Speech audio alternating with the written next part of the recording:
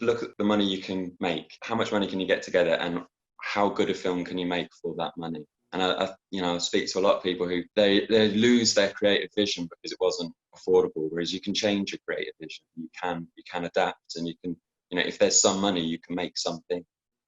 So I think it's about really exploring what you can do with the money that's available, rather than saying we couldn't raise the money.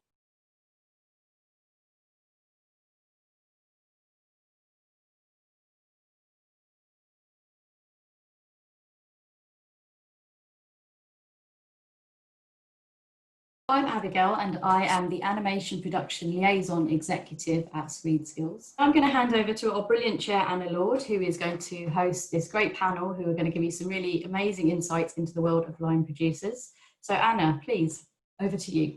Hello everybody, I'm an animation producer and I've worked across commercials, TV, feature, all the different media, but I'm here as host to your fantastic panel who are all working at the moment in line production roles. So I thought we'd start and we'd just do if everyone does their own introduction and talks a bit about what they're doing at the moment and how they arrived there. So Sarah, did you want to start? So I'm currently line producing on a 2D children's TV programme that we have in development. Previous to that, I worked on a 3D children's preschool show called Wissper, and then I've done another preschool 2D show. I did 2 series of Sarah and Duck, and then prior to that, I worked at Channel 5 for 9 years. So I've come from a live action broadcasting background, so I've got in a random route.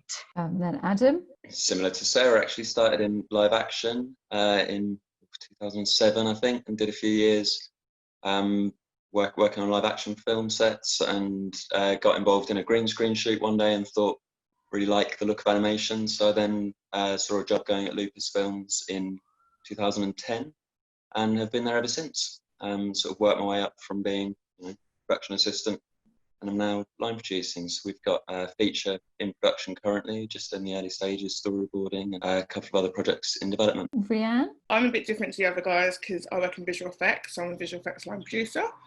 I've been in VFX for the last 3 years. I currently work at DNEG, and I'm a line producer for the assets and creature department, so it's like sort of like characters and digis and things like that. Recently I've worked on the second Wonder Woman film, 1984, the Bond that's just come out, No Time to Die as well, and some other sort of superhero stuff. And yeah, I sort of went to uni and trained in film and TV, and then sort of fell into VFX, and I've been there since then, really. Also, you've done large scale like DNEG and also smaller scale production. Yeah, I've done small Amazon and Netflix stuff as well. Yeah. Angela, hello from Berlin. Hello together. Nice to be in this round. Yes, my name is Angela Poschet, and I'm currently working as a line producer on 3 half-hour stop-motion shows for Netflix. Since last December. We only started shooting last week. I'm working for maybe 20 years in the animation industry, in the stop-motion animation industry, and originally coming from live action. I'm normally I'm working as a freelance, but we will dig into more detail once we're going through. But so far, for my introduction. But what Angela also hasn't said is that she's a legend in stop frame and was on Isle of Dogs and comes from a DOP background. Yeah, this is where I started. Through production, you come through crew. Yeah, sorry. This is so come on, you've got to admit your legendary status. So we had a chat last week, and we realised and decided to discuss the fact that the title line producer, certainly in the UK, encompasses many, many different roles, and it depends where you are and what the projects are and what the medium is. So we thought we'd start off just by talking about all the different things that it encompasses a little bit and how that differs. So Rianne, I thought we could start with you, and you explained to us that it's a little bit different in VFX. The VFX structure is slightly different than traditional animation. Yeah, so in VFX, the line producer role is actually beneath the production manager role. And what it means is we don't usually work with actual figures. I have my figures as days. So I have a pool of days that I use as my budget, and then it depending on what department, because you can have a specific animation line producer or asset line producer, as I am, And then you basically have a massive company schedule of your crew that will be working on the film. And then I have to allocate the days to the crew whilst looking at things ahead. So I know that the other guys are more looking at sort of HR and things like that. Whereas because I work in a big company, there's like a specific department for each level. So it's more of a focused on scheduling in VFX. You're still dealing with a huge amount of people, and you're working internationally. And yeah, I have teams in Mumbai, also teams in Montreal and Vancouver as well. So depending on what show and the size of it, depends on how big your crew is, but it is usually split across sites as well. So it can be quite a lot to manage sometimes with different time scales. Sometimes you have to like get up really early for a meeting with Mumbai to catch them, and then stay really late so you can stay for a call with Vancouver. So it can be quite crazy at times. Okay, and then Adam, you've been across 2D feature and TV series as well, haven't you? Yeah, so I'll get involved very early with projects, you know, largely spot a book on Ruth and Camilla, my producer's table, and ask them what it is. And then, sure enough, it'll end on the telly a few years later. So it's a very early involvement and really looking at the budgeting, the finance planning, the scheduling, and obviously, you know, within Lupus, that we might have several different things going on. So it's really overseeing and making sure we've got the resources for everyone to get a nice job done. And then once we're in production, it's really recruitment, HR, and kind of managing the HODs. You said a nice thing about data. It's like you're the data monitor that enables the creative decisions to happen. So would you say that across a lot of your line production work, it's about the numbers? It's all data based. I'm constantly in Excel basically. So yeah, lots of tracking, and you know, I like to know exactly how many frames we're going to do per day, because it then means you can project accordingly and just constantly tracking projects to make sure that the data you're basing your projections on is actual, and wondering, you know, where you can improve it. So really looking at a lot of beautiful creative work and then making it into cold, hard numbers. Sarah, is yours similar to Adam? Yeah, mine's very similar to Adam, but I guess slightly different due to schedules being different because of working on TV programs rather than films, but very similar. I've also really only worked at quite small companies, so your role tends to be a bit different. It kind of encompasses all sorts of different bits and bobs, from budgeting and scheduling to, you know, when I was at Karrot, party organisation was quite top of the bill. I think that is part of it. That was on our list. It's manager of culture, and it's quite important. But so you're talking about the smaller companies, and I think perhaps in a smaller company you're covering more roles. So the step up from production manager to line producer isn't necessarily so distinct. No. It kind of the last couple of shows that I've worked on, they've been pretty much a very similar role, really, which I enjoy. I like doing lots of different things every day. Okay, and then Angela, if we come to you, so you've worked internationally in many different sizes of setup, but at the moment you're in a kind of more traditional setup where you've been brought on once the original deal's been done and you're setting up the physical production. Did you want to talk a bit about that and what you... Yeah, on the production I have worked so far was mainly feature-length stop-motion projects, and we always have this setup. There's a producer, there's a line producer, and there are a production manager, and there are a production coordinator, and the line producer is handling the budget. I'm not involved in any development of stories because the director comes with his team with idea, and then I've been brought on board once the money is together and the idea is together, and basically then to set up because I'm also working internationally, so I have been really called in to Norway to set a stop motion studio up and a structure up for them where everything was already in place. So I'm also then in HR and finding the right people, because stop motion is a very small world. And then you always get to know a certain amount of people who are traveling along. So that is basically what I'm doing. I'm only there for the production. I'm freelance, so I'm traveling around. So I'm not hooked up with one company only. And for the current production, I was being brought in December to set up when everything was already lined up, the money was in place, the director, the ideas were in place, and then my role was really setting it up from scratch. where to shoot, bringing the team together for the animatic, and then now the team for the shoot, and now we're looking into VFX. So we really setting up everything from scratch with people we have worked before when we can get them on board, or also reaching out to new people when needed. So we were talking about where the overlap is with production management to line producer, but also with producer and line producer. So there, in many smaller companies, the producer might be doing a lot of what you're doing. So you're saying you're looking for premises, you're setting up everything from nothing. But so Sarah, have you had a similar experience? I mean, are you having to set everything up, including the company and all the finance systems and everything else? Yeah, the office moves, furniture buying, all sorts of bits and pieces, yes.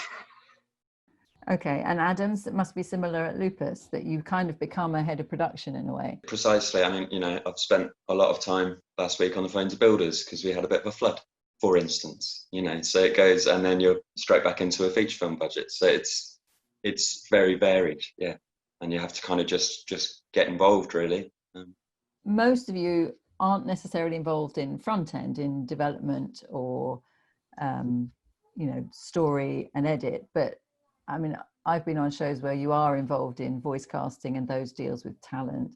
And then I was going to ask about the back end and post. Do you tend to stay on all the way to the end of final audio and final picture? And are you the one to deliver the final drive with everything on it?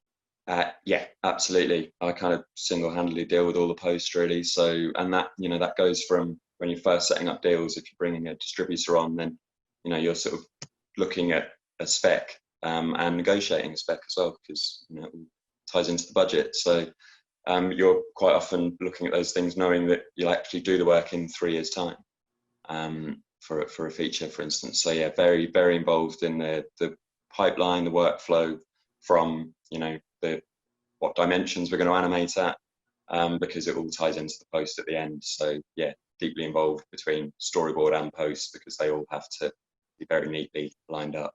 And then Rianne, if you're in a much bigger structure, do you ever get to see your assets all the way through to the end? Or, I mean, how much communication is there through departments?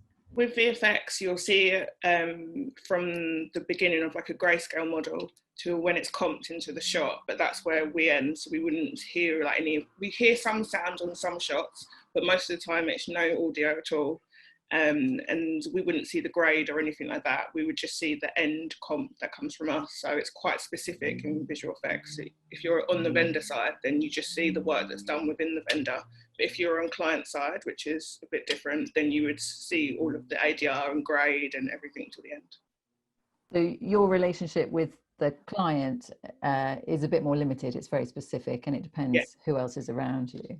Yeah, exactly. It's quite segmented in VFX as a specific person for each thing. So if you were more client facing, then you would be the one that would sort of talk more to the director. So it just depends where you're set. Mm-hmm. And then Angela, you have to see it all the way through to final delivery, don't you? Well, on this current production, I will so, but for example, when working in another country, I might then leave after the shoot is done, because then it goes back maybe to the local people dealing with the final steps on post-production. But on this one, I will say to the bitter end. The glorious end. And then Sarah, so you're liaising quite closely with broadcasters, but is that just because that's your background, or that would be required? Yeah, on Wissper, that was just because I knew them really well, because I've been there for 9 years, so I was kind of the right person to do that. So yeah, I spent a lot of time liaising with broadcasters, but then I like a lot of the development stuff as well. So we've been doing voice casting, and I've been getting involved in that, and then we'll also do all of the post stuff as well. So when I was at Karrot, we were getting up to midnight, having to finish something, jump in a taxi, and I'd be the one taking everything off the platform. So both ends. So I guess basically what we're saying is that the role encompasses many different things. And if you are stepping up from production manager, those are the questions you're going to be asking: is exactly what are you covering, and where is your support? So I wonder if we move on to where the roles overlap in a way, and where the support comes from. So In terms of formal training, I think we all realize there's no kind of formal route to where we got to, or particular, you know, accountancy qualifications you have to tick off. But I wonder if we could talk a bit about who's around you and who you bring in, because you don't have to do all this stuff all by yourself. You know, maybe if you're Sarah and there's only 4 people in the company, you do a lot of it. But so Rhiannon, you were talking a bit about how in the scale of something the size of DNEG, you have a lot of support. So who else is feeding into your line production role? So I have, across the sites, I have production coordinators and production assistants as well. Because my main job is just to drive the main schedule. So it's not a day-to-day schedule. I have like the client targets and milestones that I have to look on in a wide spread, and then I will feed that information to them, and then they use that to do sort of the day-to-day, and I'll oversee all of them. And then you have also department managers, which will deal with like the artists, like day-to-day, like more contracty things, and that also has a HR department that supports that as well. And then there'll be a company account department and like exec producers, as well as bidding producers, which will deal with the budget before me as well. So there's a lot of support around you, but yeah. But Sarah, are you inevitably doing a lot of that yourself, or do you have production accountants and HR specialists? And yeah, we tend to bring those people in to work with us on the production. So obviously at the moment, because we're on development, it's just a very small team. But once we're crewing up, we will bring in an accountant to give us the proper advice on things, because otherwise it would just be left to me. And then Adam, what about lawyers and things? So I found a lot of the work of line producer is setting up the deals and doing those negotiations. Are you also handling all the contract work?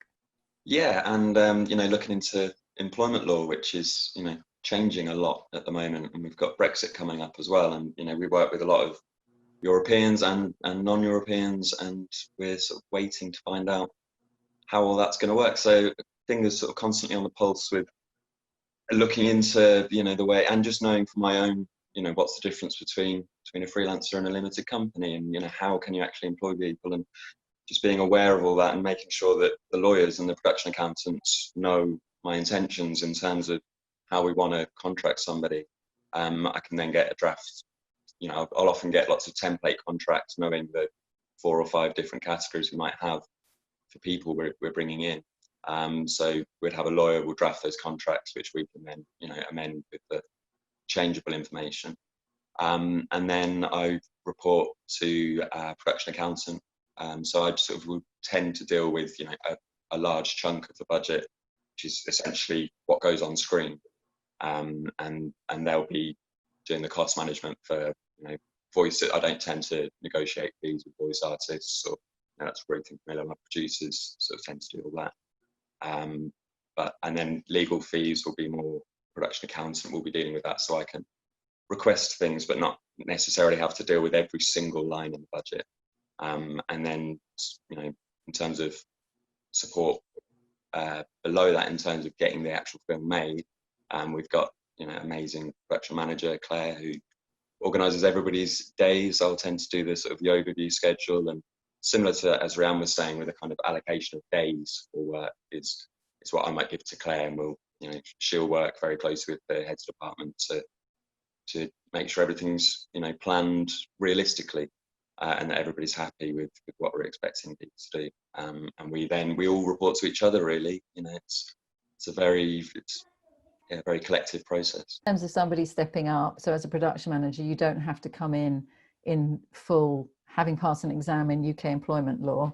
It's like there are, you know, it's pretty traditional that there will be other people out there to help on and lean on. And yeah, and you know, I just had to ask loads of questions that, you know, might have felt a bit daft at the time, but you just, you know, if you don't know something, you just have to figure it out, or ask the person above you. I'm very lucky with Ruth and Camilla, because they really trust me, and they've trained me up brilliantly. And you know, I also had support from skill set. When it's creative skill set, I got on the 6 months of the sort of stepping up to production manager from being the coordinator, so I really benefited from doing the various courses that were on offer through that, and also just being allowed to sort of, you know, make a few mistakes and it not be a complete disaster because I was well supported. And then Angela, do you find you tend to, how do you share things out? Yeah, on the current production, we are lucky having a lawyer, and they have all the contracts they put in place. Also, obviously, they need to be approved by Netflix, so that we have a certain way to have to avert the contract. So that was already done. We have a production accountant in place. And obviously, for all the stuff with the immigration and Brexit coming, we working for Nexus, they have an immigration person in place, which I can talk to, especially we have people from Europe now arriving here, working for us.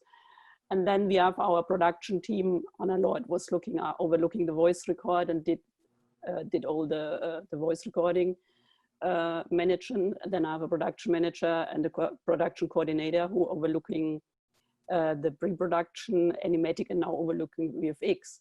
But since we're building assets, so I'm working with different vendors, and then the vendors, puppet fabrication and the set fabrication, they have the internal production management where we have the regular meetings.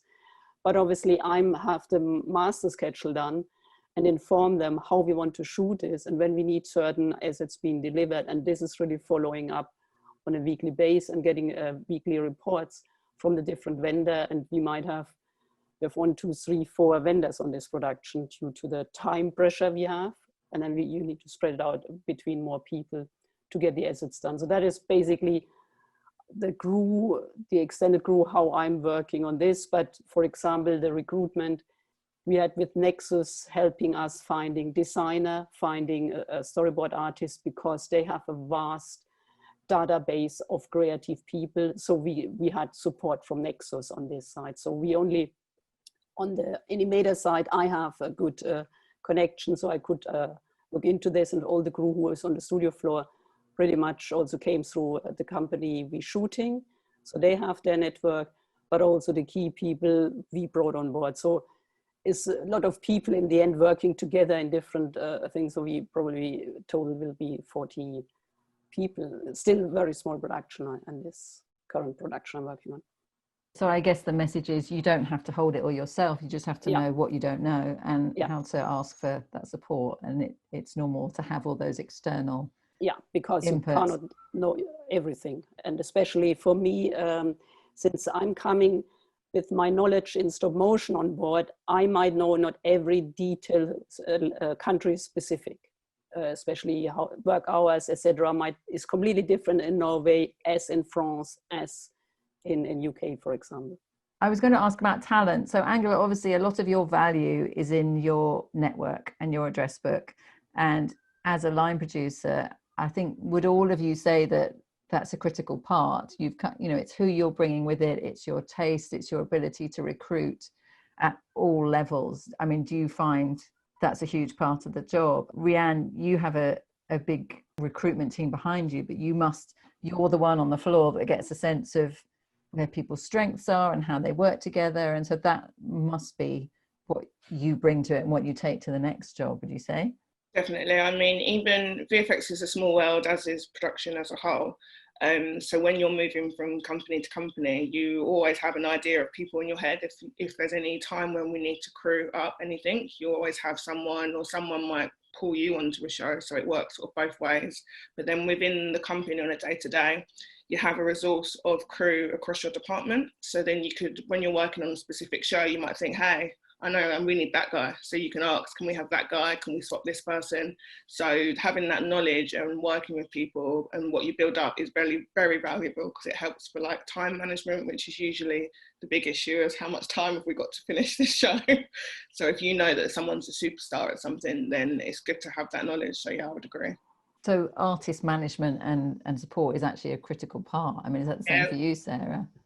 Yeah, very much so. I think kind of networking is super important for our roles, I would say, and the majority of people that I worked with over the last couple of years, if I haven't known them, they've come recommended to me. So I would always take people's opinion as well.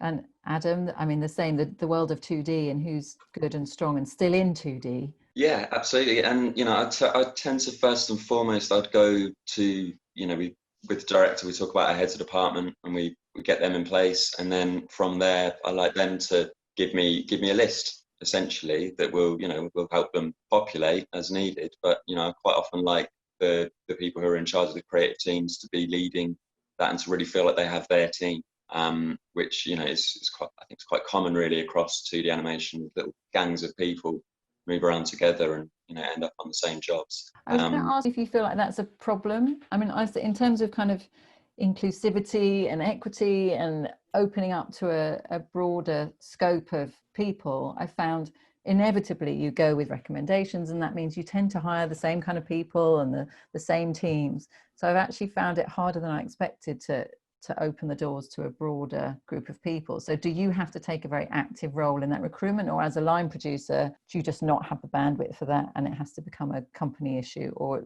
it's somebody, do you have to carry that as well? I mean, we have diversity and inclusivity targets that, quite often, especially if we're working with BFI, for instance, they're very formal, and we always achieve them pretty much. So, which is great. And, it's a company led by 2 females as well, which is unusual for now, at least. So we're massively involved in that. And we also, we do a lot of training as well. We've done lots of training schemes, and we always, in terms of recruitment, we really trawl through the reels when they come out each year. Because it's very time consuming. It's almost a whole separate job in itself. So as a line producer to carry that as well, it just seems like, it's almost a whole separate job. It's a bit of a team effort, isn't it? For me at least, a lot of our, several of our sort of more senior animators also teach, so they're naturally seeing people come through and spotting people who could fit. And it also very much depends on the project. We'd be someone who might be fantastic for Molesworth, which is a feature we're developing, wouldn't necessarily have the right aesthetic for another show, because it all depends on the style. And ultimately, I need to find 80 people who can draw the same for most of the projects, and some people are going to be really good at one style, others not so much. So it's really say about... on Tiger that came to tea, you trained a load of people up was it in ink and paint? Yeah, we went to Middlesex. Yeah, so again with the sort of the network, I've got really good relations with the teachers there. We've worked on various things, and it was very easy and non-bureaucratic, which is often a problem with working with the universities. For us, we were able to just go in and run a test day where it was basically an industry day.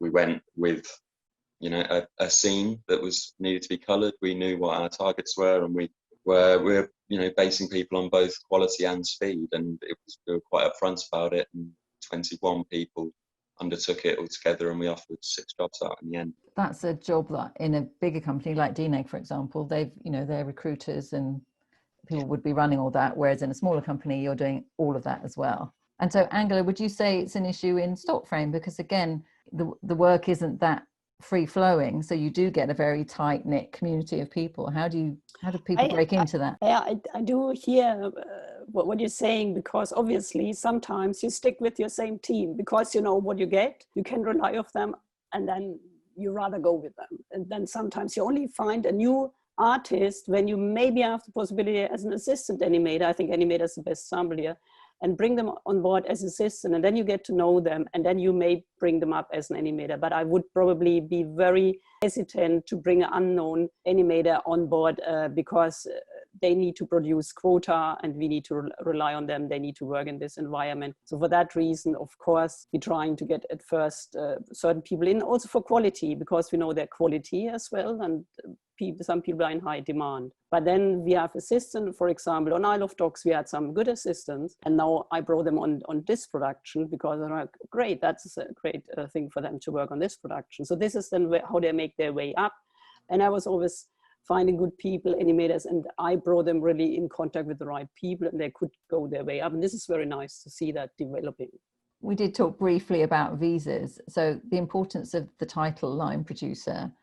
I'd say when I've worked with people in the States in the feature system, line producer or associate producer, your title is quite important about, your union dues and everything else. Whereas I'd say over here, it's less important. But I have found with some people applying for visas, they very specifically needed to prove that they had a line producer credit.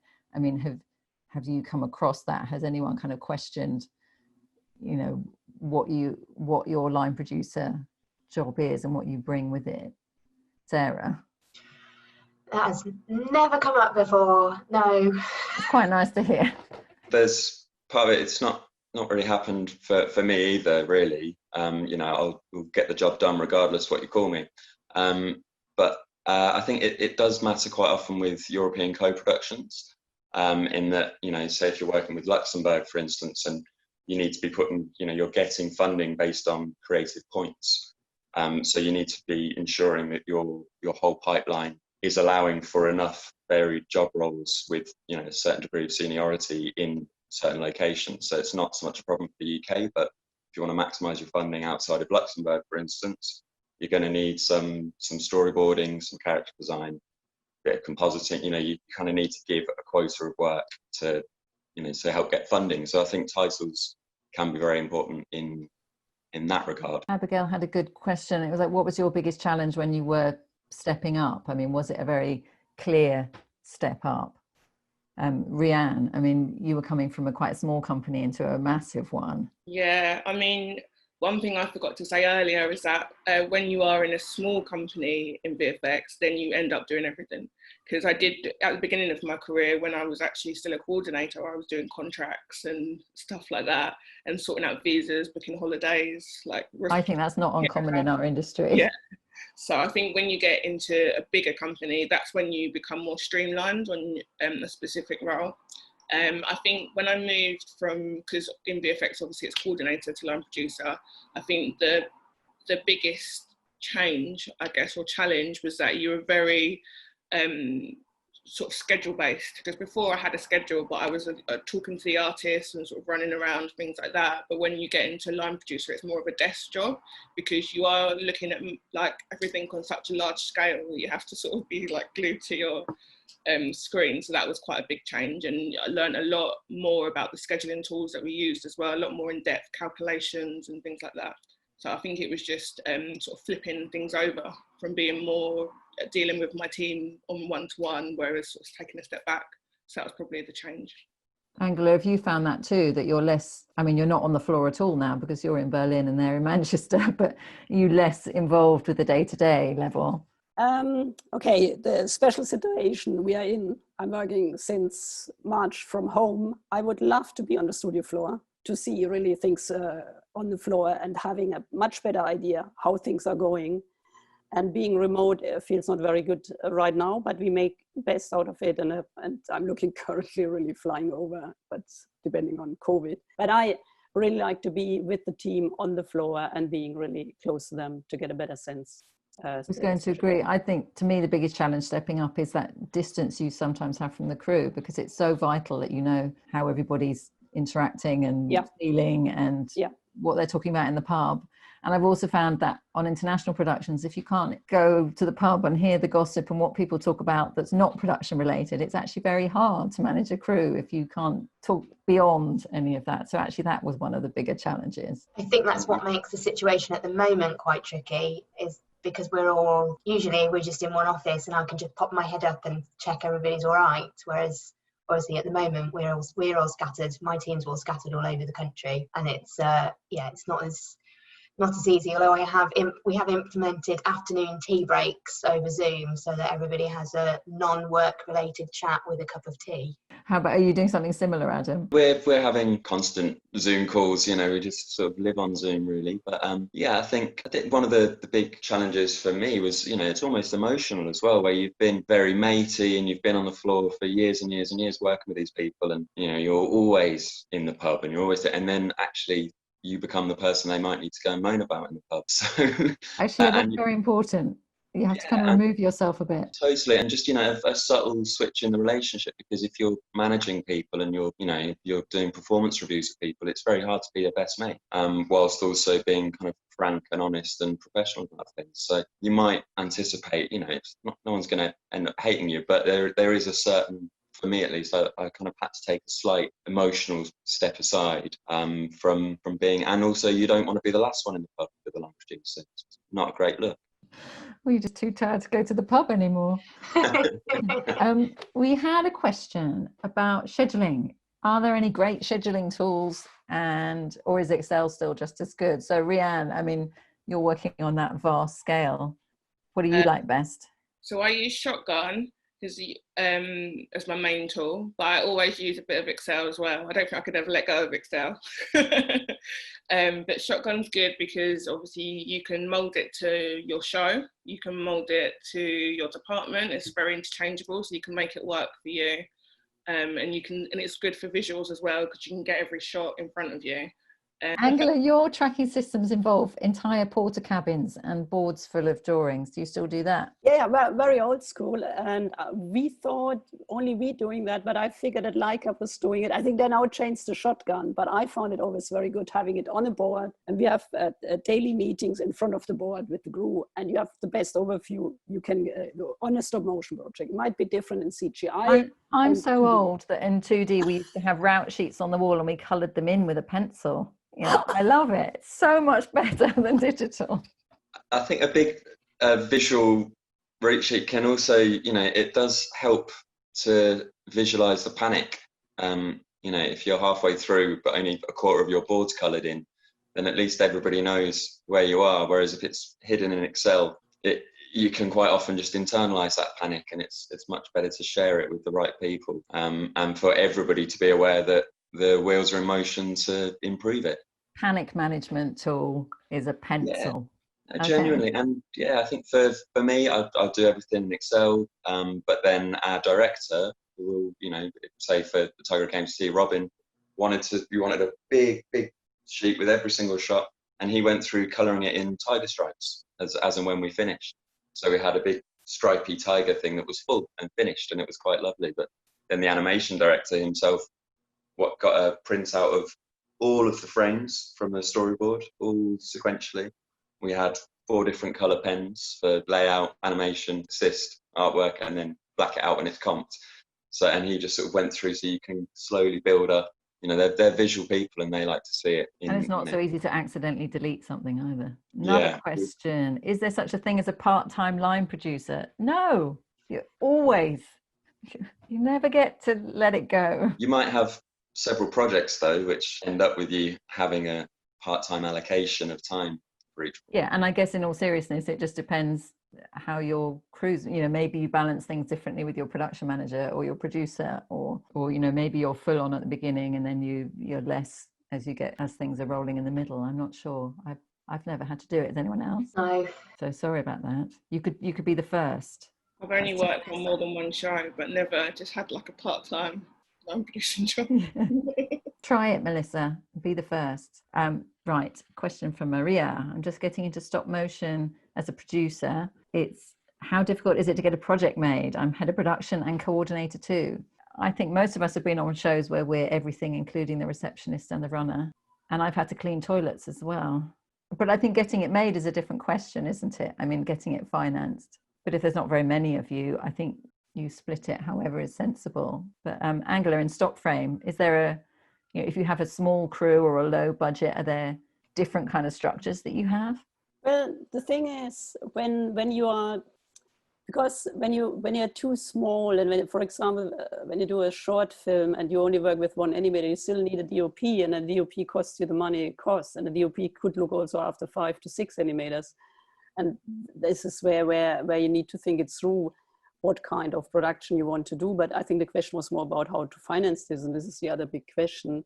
And especially when you try to do co-production within Europe, and I have been consulting a production who have been split between different European countries budget-wise, that is very hard to do, because obviously you need to be physically together in a studio to shoot the stop motion, and it's very hard then to spend a certain amount only in that country, because the biggest lump of money is always spent on the studio floor during shoot, and that is the crucial thing. If someone thinks about doing a co-production in Europe with that kind of stuff, stop motion is not the right thing to do.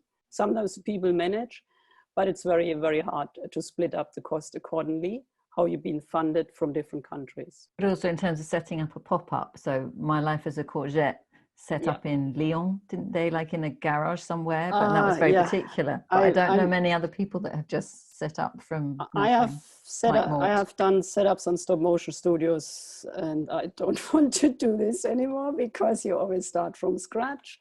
And you need to find a facility. You need to think about a facility where people can travel to. That's not in the countryside. It's not in the outer skirt of London. There you don't have public transport. Isle of Dogs, they were looking at premises where people walked a mile before they seen the facility. So all in all, it's not very easy. When we're talking about a certain size, if you talk about a very small size, you might get it done in a small garage. But what I'm working on, we're talking about 2,000-3,000 square meter to cater for. And that is something different to set up. When it comes to that question, I just think, we sort of touched on the finance there, but I think that's a really, really important kind of take home for everybody in the industry is to, look at the money you can make, how much money can you get together and how good a film can you make for that money? And I speak to a lot of people who they lose their creative vision because it wasn't affordable, whereas you can change your creative vision, you can adapt, and you can, if there's some money, you can make something. So I think it's about really exploring what you can do with the money that's available rather than saying we couldn't raise the money. I think that's very right. And I think, especially in the commercials background, you're often backing into a figure. So it'll be how much have we got and then what can we make for that? So it's a bit of both ways. You have to go in and present your budget and say, this is how much I want. But yeah, then perhaps you can rethink it once you know how much you can actually raise. Harks back to, tracking everything very carefully from day one so that you can project and know, actually, we can do a bit more with this. And, we're doing really well. Let's do this extra bit. Or, on the opposite, if you're running out of resources, then you might have to look at doing a 2-shot. Ethel and Ernest, there's a shot with 2 pigs. In the storyboard, there are 8 pigs. You just find these little pockets, and it all comes back to the data, which has to stack up to the finance. There's another question from Meg. What do you find the main gaps to be for new line producers who've been promoted? Financial knowledge for me was the biggest gap. Understanding where you can get money from and what the stipulations are within that, and you don't really need that as a line producer, though, do you? Often there's someone else doing that part. Would you say? From personal experience, I'll do it with Ruth and Camilla. They've got a very good knowledge of where to go, but quite often you then will explore various different co-pro setups, and you suddenly all these doors are opening. You think, oh, actually we can do this bit here and this bit there, but there might be certain things, like if you're doing a big film and you're trying to get the tax credit, then by the very nature of that, you've essentially limited yourself to UK spend, so that because you're financing the project based on recouping money spent on UK individuals. So there's those sort of things to think about, whereas I had one moment where I found all these brilliant artists. There's these 6 people we really need. None of them were in the UK, and it didn't really click with me that will affect the financing of the film, which means I then have to make savings on actual UK people if I want to bring those people in. So it gets very complicated. There's a lot of things you can overlook without constantly revisiting how it's been financed and how the actual spend is going. So I think that was the biggest sort of gap, and negotiating with people, learning to negotiate rates. It's actually really hard. I think people underestimate how hard it is. And I think for me, it was knowing that you could question a lawyer. So you ask a lawyer and you think, right, that's the answer. And then you can actually go back and disagree and find out that the law is soft around the edges than you realised. I think that was quite critical. You can negotiate everything ultimately, from the tech specs through to absolutely everything's negotiable, and it's worth it because you just put more on screen. As a line producer, how suitable is specialising in one craft? For example, as a coordinator, you tend to switch from 2D or 3D to VFX, or between feature or TV. This person's particularly interested in stop frame, but has varied. So, Rianne, do you find that in VFX, you have to have been specialising in VFX, or you would recruit somebody from any background? No, not necessarily. They would look for transferable skills. But when you are within VFX, to get to a line producer, you do have to have knowledge of the whole pipeline, because when you're a coordinator, you'll work in like anim or layout or body track or something. But by the time you get to line producer, you would have had to have some sort of knowledge in the whole of the pipeline, so that you're able to sort of look at the schedule as a whole. because although I'm in a department at the moment, you can also be a line producer for a show where you're attached to the show, and then you'll look at every single department. So you have to have a varied knowledge. So it's good to know a bit of everything, I'd say. It's a better way to do it. And then Angela, do you find people that, I mean, would you ever hire someone that's just had a background in 2D or VFX even? I mean, depends for what part to hire. Obviously VFX, we have always a VFX department and going down that route. So that is a bit the crossover. To 2D animators, we had a situation that we did have a 2D animator coming really into stop frame, and he could manage to do stop motion animation. But that was maybe at the time where not so many specialized people were around, whereas these days there are much more people are specialized. But I think for me, the other way around, going into 2D, for example, I don't have any understanding how 2D is really put together. Really, I'm much more on stop motion, and CGI is a bit closer for me, but 2D is a different world for me. But that's another question we've had, is how transferable do you feel your skills are? So if Sarah wanted to move into 3D feature, or Rianne wanted to go to a smaller production house, or Adam into games, I mean, how transfer, if you focused on one route and then you suddenly want to transfer, have any of you done it? Have you Well, I guess I kind of did it the other way around. So I started in live action. I used to do live morning children's programs and accidentally ended up here. So I definitely think you can. You just need the support around you to be able to do that and be willing to learn new stuff.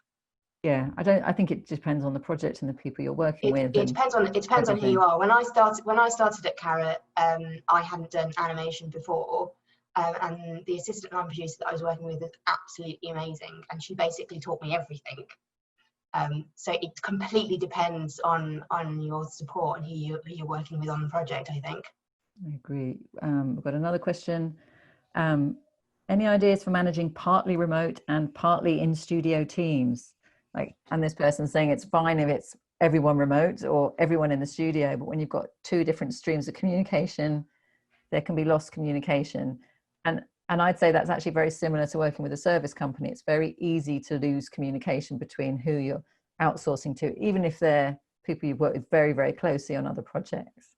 But I mean, Sarah, are you sending out to other partners? Not at the moment, but I guess it's a similar thing to working with overseas partners when part of you are in the office and part of you aren't. I think you've just got to make sure you're having constant conversations, and don't forget about the people that aren't in the physical room with you.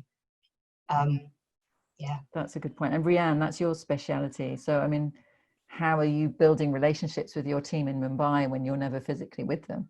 Yeah, it's quite funny. You become really good friends with some people. Some of my coordinators, I've worked with them on different shows across the years, and whenever we're with each other again, I'm like, oh hi, how's the kids, that sort of thing. So it's just keeping all your levels of communication up and doubling up on stuff sometimes. If you're having a meeting, just make sure there's always notes taken and they're always sent out to everyone. If you've got aliases, that's quite good for emails, because then you sort of make the alias at the beginning of the project, so when you send an email out, you're not missing anyone, because you don't have to CC each person. So if you can do that on any of your email tools, that's pretty good. And then just like WhatsApp, Zoom at the moment. Zoom's our best friend. So yeah, just make sure that even if you think you might be doubling up on information, it's better to do that than to miss things. I mean, and Adam, do you find the same if you're working with lots of co-pro partners? Yeah, all of the above really. And I think, for us, we're often working with a studio rather than individuals. So it's just making sure I've got a really good relationship with my counterpart. And actually knowing who the artists are, I think is really important. And I quite often feel like I'm actually going to get in the way if I'm trying to relay a message to from a creative through me to another me in a different country to then get through to their creative. I'd much rather put those two people on a call together, and you can oversee it. But I do tend to find, I think there's a temptation to just control everything, whereas actually it's a creative business, and we're trying to make the best films possible, which could do with the least amount of Chinese whispers, as it were, and the most direct communication between the heads of department, and to let them really get in each other's heads.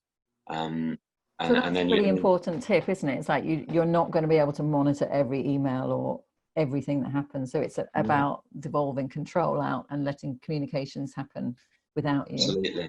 Yeah. And, note taking is absolutely essential, but, we've ended up doing a lot, especially with remote animators. You could give them the most beautifully written scene description and, character directions, but it might be better to just record yourself doing it and give them that as a reference, or to just do a few drawings for them in the first place, and then get them going. So I think the more prescriptive you can be in the work, better, in terms of if you're working with Service Studio or a co-producer, making it really clear what the brief is, giving them keys to hit, and then just letting the people doing the actual work communicate with each other, and obviously softly managing that, but not trying to lead a creative discussion. I've been on the service end, and it very quickly becomes them and us, and you have to work very carefully to kind of not let that fester, and that can happen if you're just emailing and it's letters and it feels very litigious and legal all the time. So I think actual conversations are really important.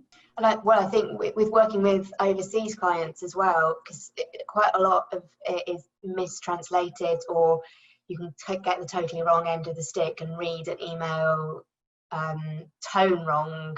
So it is much better to have that physical conversation if you can. Is there a drop in daily rate when stepping up from PM to line producer? You probably don't get a daily rate, do you? No, Salary? Yes, I'm salary. I'm a freelance contractor, so I do have a salary. But it just varies between. It's quite hard to say because the VFX houses can be quite different in their rates. So I don't know if it's. I'd say the same. We're not unionized, so it depends on the job and the budget and why you're doing it. You might be doing it for love. Sometimes on your contract length.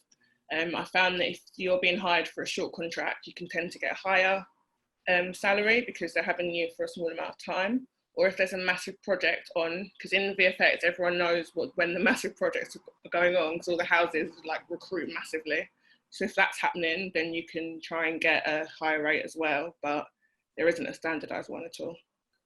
I think as line producer, you're allowed to be Schedule D, aren't you? So in a sense, you're supposed to be treated the same as a PAYE,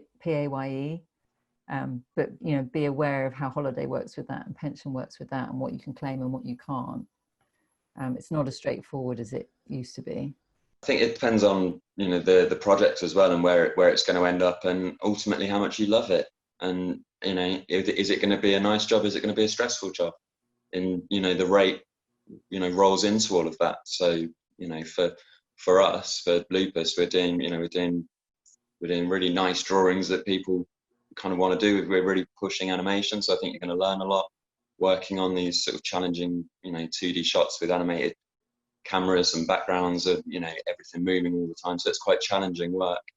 But you actually get to see you get to go to a premiere, you get to see your name at Christmas on the telly, and there's a bit of renown to it, and you might win some awards and have your name attached to that. Whereas if you're going and doing an advert, then they're going to have a bigger budget just by nature of it being a commercial project. It's not come from broadcasters and public funds.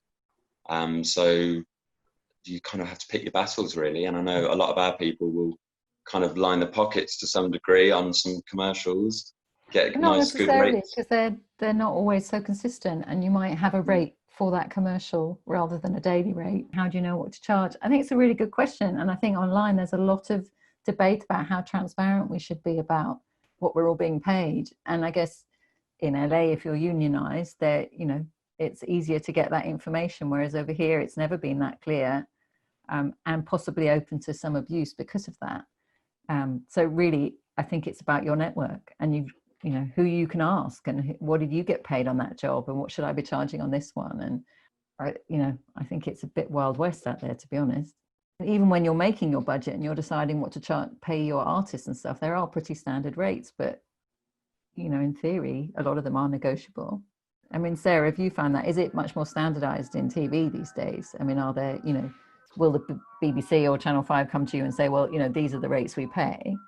No, they don't tend to get involved with any of that at all. That's completely down to us and our budgets. But it's the same as Adam was saying, completely depends on the project, depends on how much funding you've been able to get, and how much everybody wants to make the thing and loves the thing.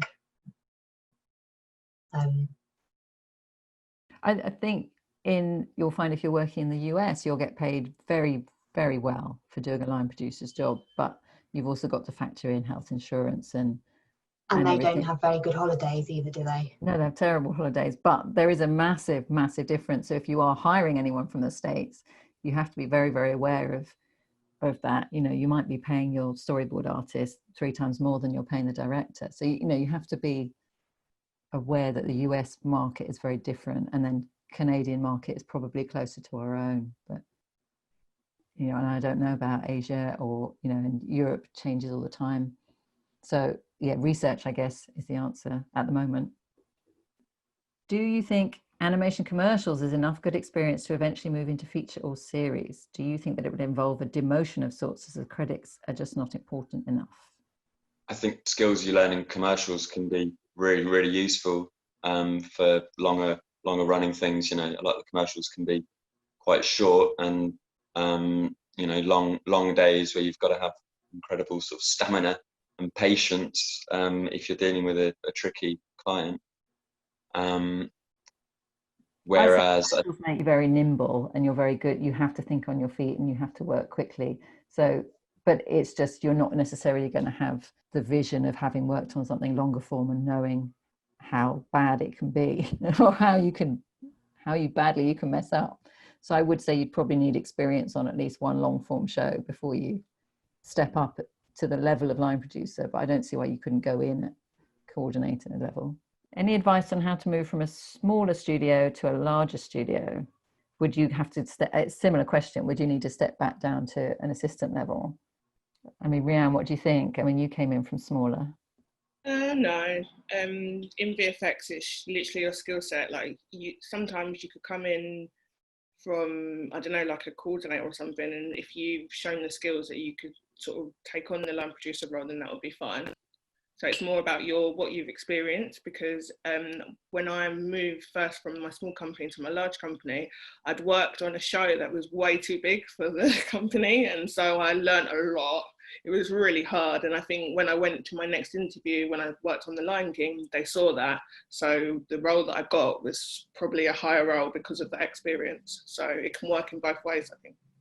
Yeah, so basically your disaster jobs do go in your favour, and do talk about them. Because that's where you learn everything.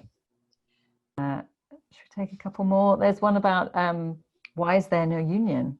I'm a BEC2 rep for equality and mental health voluntarily. Why is there no union? There have been various attempts at unions, and I think there is an attempt at the moment to start a VFX union. I think historically, like back in the 70s, when my mum and dad were painting and tracing, nobody felt they just got value for money for their dues, and the industry wasn't big enough. But I've definitely heard talk of people feeling like they need it in VFX. I'm not sure why people don't turn to BEC2 necessarily. Is anyone, are you a BEC2 member, Rianne? No, I'm not. I always hear of there being a union in VFX, but I've never seen it like right in my face, so I'm not sure. But I've heard talks of it. I think it's quite hard to think about collective bargaining when a lot of us are so hand to mouth, or every project is, you know, and the industry's definitely changed, and it's got bigger, and it's perhaps less so, and perhaps there is more of a need for it. But yeah, I don't know, who knows how long that will last. Being in such a high pressure role, how do you deal and manage with stress and your own mental health when these high pressure situations arise? There's a personal question. Sarah? Go for a nice long walk. Cry? Yeah, have a little cry over a cup of tea. Well, I think you've got to be able to switch off in the evenings if you get an evening. I recently had 2 weeks off, and I learned embroidery. That is great, not looking at a screen. Yeah, just things you can do to take your mind off of everything, I think. Brianne, do you have shotgun dreams? Yes, lots, loads and loads and loads. I think the best thing that I found, like I mentioned before, my first film that I worked on was awful. It was crazy. I worked so many hours, and as it was my first job, you kind of like, you have that fear, like you feel like you've got to do absolutely everything because you need to sort of prove yourself. And I think that happening at the beginning of my career just made me sort of realise when to stop. Because sometimes you do just need to stop, take a second, you know, I work on Great Portland Street. So sometimes I walk up to Regent's Park, like just get out, because I think you start to realise that every battle's not worth fighting, if that makes sense. Because there's going to be something stressful that happens next week. So if you can take a minute, take a minute. I think it's quite useful to have friends that do proper jobs, like in the health service, and they remind you what real stress is. Yeah. Personally, I'll go and have a little breakdown in Ruth and Camilla's office and my producers, and tell them what's the matter and what we need to change. And, you know, they're more experienced than me. They have solutions, and, you know, a problem shared is a problem halved, isn't it? So I think as well, you know, I do my personal stuff. I go and shout at non-league football. I play five-a-side. I play a lot of music.